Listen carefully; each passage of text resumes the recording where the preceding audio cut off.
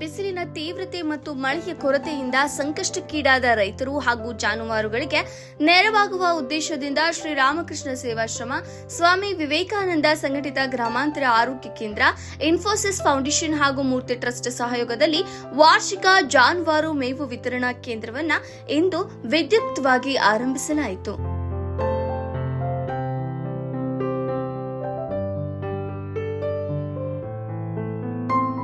ನಂತರ ಮಾತನಾಡಿದ ರೈತ ಸಂಘದ ಮುಖಂಡರು, ಪಾವಗಡ ತಾಲೂಕಿನಲ್ಲಿ ಮಳೆಯ ಕೊರತೆಯಿಂದ ನೀರು ಹಾಗೂ ಮೇವು ಅಭಾವ ಉಂಟಾಗಿ ಜಾನುವಾರುಗಳ ಸ್ಥಿತಿ ಗಂಭೀರವಾಗಿದೆ ಎಂದು ತಿಳಿಸಿ ಸೇವಾಶ್ರಮದಿಂದ ನಿರಂತರ ಮೇವು ಸರಬರಾಜು ಮಾಡುವಂತೆ ಮನವಿ ಮಾಡಿದರು. ಸಮಾರಂಭ ಅಲ್ಲ, ಈ ರಾಸುಗಳು ಏನು ಘೋರ ಒಂದು ಇದನ್ನು ಅನುಭವಿಸ್ತಿದ್ದಾವೋ ಅದಕ್ಕೆ ಒಂದು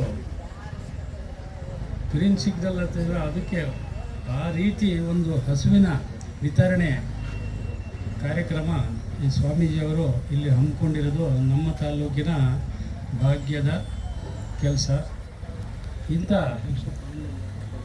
ಹಳ್ಳಿಗಳಲ್ಲಿ ತಾಲೂಕಿನಲ್ಲಿ ಏನು ರಾಸುಗಳು ಮತ್ತು ಕೆಲವು ರೋಗಿಗಳು ಕಣ್ಣಿಂದಾಗಿರ್ಬೋದು, ಬೇರೆ ಇತರೆ ಕಾಯಿಲೆಗಳಿಗಾಗಲಿ ಈ ಆಸ್ಪತ್ರೆ ಇಲ್ಲಿ ಸ್ಥಾಪನೆ ಮಾಡಿರೋದು ಕೂಡ ನಮ್ಮ ತಾಲೂಕಿನ ಜನತೆಯ ಒಂದು ಸ್ವಾಮಿ ಜಪಾನಂದಜಿ ಮಹಾರಾಜ್ ರವರು ಕಳೆದ ಹಲವಾರು ವರ್ಷಗಳಿಂದ ಬೇಸಿಗೆಯಲ್ಲಿ ಮೇವು ವಿತರಣೆ ನಡೆಸುತ್ತಿರುವುದಾಗಿ ತಿಳಿಸಿ, ಈ ವರ್ಷವೂ ಮಹಾವೀರ ಜಯಂತಿ ಹಾಗೂ ಶ್ರೀ ಶಿವಕುಮಾರ ಸ್ವಾಮೀಜಿಯವರ ಜನ್ಮದಿನದ ಅಂಗವಾಗಿ ಕಾರ್ಯಕ್ರಮ ಆರಂಭಿಸಲಾಗಿದೆ ಎಂದರು.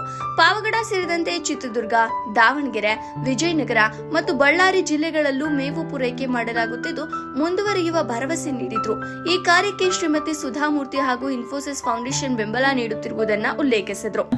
ಇದರಲ್ಲಿ ಎಲ್ಲರೂ ಯಾರು ಭಾಗಿಯಾಗಿದ್ದಾರೆ, ನಮ್ಮ ಪೂಜಾ ಸ್ವಾಮೀಜಿ ಅವರು, ಅವರ ಜೊತೆ ಎಲ್ಲ ಹಿರಿಯರು ಎಲ್ಲರೂ ಕೈ ಜೋಡಿಸಿ, ಇದು ಯಾಕಂದ್ರೆ ಮನುಷ್ಯರಿಗಾದ್ರೆ ಅದು ಒಂಥರ ಹೇಳ್ಬೋದು, ಇದು ಪ್ರಾಣಿಗಳು, ಮೂಕ ಪ್ರಾಣಿಗಳು, ಅವುಗಳಿಗೆ ಅದು ನೀವು ಆಕ್ಚುಲಿ ಕೆಲವು ಫೋಟೋಸ್ ಎಲ್ಲ ನೋಡ್ಬಿಟ್ರೆ ಚಳ್ಳಕೆರೆಯಲ್ಲಿ ಹಸುಗಳನ್ನ ನೋಡಿದ್ರೆ ತುಂಬಾನೇ ಬೇಜಾರಾಗುತ್ತೆ.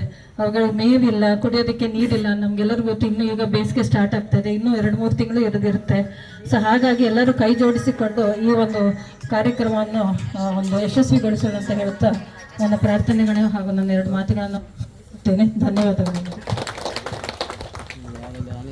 ಕಾರ್ಯಕ್ರಮಕ್ಕೆ ಸಂಸ್ಥೆಯ ಅಧ್ಯಕ್ಷರಾದ ಶ್ರೀಮತ್ ಸ್ವಾಮಿ ಜಪಾನಂದಜಿ ಮಹಾರಾಜ್ ದಿವ್ಯ ಸಾನ್ನಿಧ್ಯ ವಹಿಸಿದ್ರು. ರೈತ ಸಂಘದ ಅಧ್ಯಕ್ಷರಾದ ಶ್ರೀ ಜಿ ನರಸಿಂಹರೆಡ್ಡಿ, ಹಸಿರು ಸೇನೆ ಅಧ್ಯಕ್ಷರಾದ ಶ್ರೀ ಪೂಜಾರಪ್ಪ, ಆರ್ಯ ವೈಶ್ಯ ಸಂಘದ ಅಧ್ಯಕ್ಷರಾದ ಶ್ರೀ ಜಿ ಸುದೇಶ್ ಬಾಬು ಹಾಗೂ ಹಿರಿಯ ವಕೀಲರಾದ ಶ್ರೀ ಎಂ ಭಗವಂತಪ್ಪ ಮುಖ್ಯ ಅತಿಥಿಗಳಾಗಿ ಭಾಗವಹಿಸಿದ್ರು. ತಾಯಿ ಜೊತೆ ಹೋಗಿವೆ, ಬರುವಾಗ ಹೆಣವಾಗ ಅಲ್ಲೇ ಬಿದ್ದಿದೆ. ಈಗ ಹೇಳೋದ್ ಕೇಳಿಸ್ಕೊಡಿ, ಅದನ್ನ ತರ್ಲಿಕ್ಕೂ ರೈತನ ಕೈಲಿ ಆಗಲ್ಲ. ಆ ಹೆಣಗಳು ಅಲ್ಲೇ ಬಿದ್ದಿವೆ, ಕಾಡು ಪ್ರಾಣಿಗಳು ತಿನ್ಕೊಂಡು ಹೋಗಿವೆ. ಇದ ನಮ್ ದೇಶ. ಮಾತೆತ್ರೆ ರೈತರು ಉಳುವ ಯೋಗಿ ಅಂತೆಲ್ಲ ಹಾಡ್ತಿರ್ತೀವಿ, ಆದ್ರೆ ಆ ಯೋಗಿಗೆ, ಆ ರೈತರಿಗೆ ನೋಡ್ಕೊಳ್ಳೋದಕ್ಕೆ ನಮ್ ಕೈಲಿ ಆಗ್ತಿಲ್ಲ. ಆ ಕಾರಣದಿಂದ ಶ್ರೀಮತಿ ಸುಧಾಮೂರ್ತಿ ಹಾಗೂ ಇನ್ಫೋಸಿಸ್ ಫೌಂಡೇಶನ್ ಅವರ ಗಮನಕ್ಕೆ ತಂದಾಗ ತಕ್ಷಣ ಶುರು ಮಾಡಿ ಸ್ವಾಮೀಜಿ ಅಂದ್ರು, ಆವರೇಜ್ ಅಂದ್ರೆ ಪ್ರತಿ ದಿವಸ ಒಂದು 5ರಿಂದ 8 ಲೋಡ್ ಹುಲ್ಲು ಹೋಗ್ತಾ ಇದೆ. ಪಾವಗಡಕ್ಕೆ ಹಾಗೇನೆ ಚಿತ್ರದುರ್ಗಕ್ಕೆ ಹುಲ್ಲು ಲೋಡ್ ಹೋಗ್ತಾ ಇದೆ. ನಾನು ಇಲ್ಲೇ ಇದ್ರೂ ಹೋಗುತ್ತೆ. ಈ ಒಂದು ಕಾರ್ಯಕ್ರಮಕ್ಕೆ ಚಿತ್ರದುರ್ಗ ಮತ್ತು ಚಳ್ಳಕೆರೆಯಲ್ಲಿ ನಮ್ಮ ಸ್ಟಾಫ್ ಇದ್ದಾರೆ, ಮಹೇಶ್ ಅಂಡ್ ಅವರ ಸಹೋದರರು, ಅವ್ರು ನೋಡ್ಕೊಳ್ತಾರೆ. ಯಾವ್ಯಾವ ಹಟ್ಟಿಗಳ ಹೆಸರು ಹೇಳಿ ನೀವು? ಅಜ್ಜಯ್ಯನ ಗುಡಿ, ಬೊಂಗಾನ ಹಟ್ಟಿ, ಬೊಮ್ಮದೇವ್ರ ಹಟ್ಟಿ, ನನಗೆ ಎಲ್ಲ ಹಟ್ಟಿಗಳ ಹೆಸರು ಗೊತ್ತಿದೆ. ಅಲ್ಲಿಗೆ ಹೋಗ್ತಿದ್ದೀನಿ. ಅಲ್ಲಿ ಯಜಮಾನರುಗಳು, ಕಿಲಾರಿಗಳು, ಅವ್ರ ಹತ್ರ ಮಾತಾಡಿ ಹಸುಗಳನ್ನ ನೋಡ್ಕೊಳ್ತಾ ಇದ್ದೀವಿ. ಅವರ ಒಂದು ವಿಶಿಷ್ಟ ಜೀವನ ಅದು ಹೇಗಿದೆ ಅಂದರೆ, ಹಾಲು ಮಾರಲ್ಲ, ಇದು ಸಗಣಿ ಮಾರಲ್ಲ, ಹಸು ಮಾರಲ್ಲ, ತಮ್ಮ ತಲತಲಾಂತರದಿಂದ ಬಂದಿರುವಂತಹ ಒಂದು ಜೀವನದ ಆ ಒಂದು ಚಕ್ರವನ್ನು ನಡೆಸ್ಕೊಂಡು ಹೋಗ್ತಾ ಇದ್ದಾರೆ ಇವರು. ಇಂಥ ರೈತಾಪಿ ಜನಗಳಿಗೆ ನೋಡ್ಕೋಬೇಕಾದ್ರೆ ಅದು ಈ ಸಮಯದಲ್ಲಿ ಅದು 8,000, ಒಂದಲ್ಲ ಎರಡಲ್ಲ, ದೂರ ಒಂದೊಂದು ಕಡೆ 500, ಒಂದೊಂದು ಕಡೆ 1000, ಒಂದೊಂದು ಕಡೆ 1200.